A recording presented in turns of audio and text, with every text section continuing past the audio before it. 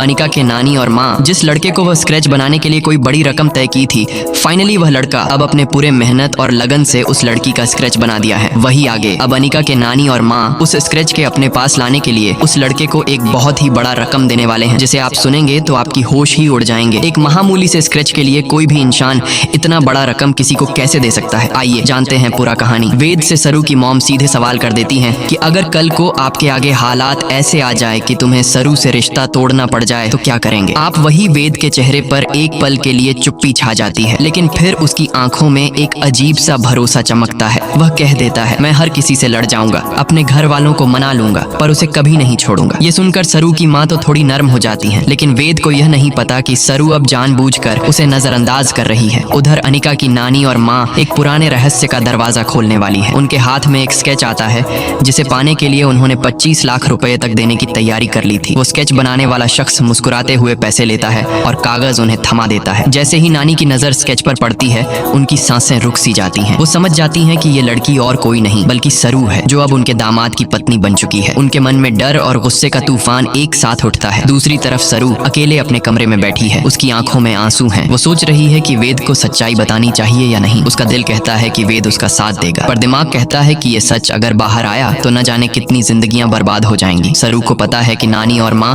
उसकी जिंदगी में तूफान लाने के लिए तैयार बैठी है। अब सवाल ये है कि जब वेद को असली सच पता चलेगा तो क्या वो सच में सबसे लड़कर सरू का साथ देगा या हालात के आगे झुक जाएगा? और क्या नानी और माँ का ये प्लान सरू की शादी तोड़ पाएगा या सरू अपने प्यार और रिश्ते को बचा लेगी? ये आने वाले एपिसोड में देखना बेहद रोमांचक होगा दोस्तों। अब असली खेल शुरू होने वाला है और देखना ये होगा कि कौन जीतेगा, मोहब्बत या चालाकी का खेल। आपको क्या लगता है, वेद सरू का साथ देगा या सच सामने आते ही कहानी पलट जाएगी? बाकी आगे के लेटेस्ट एपिसोड देखना मत भूलिए, ZTV या ZEE5 ऐप पर। और हाँ यूट्यूब टीम, मैं कोई AI नहीं हूँ बल्कि एक इंसान।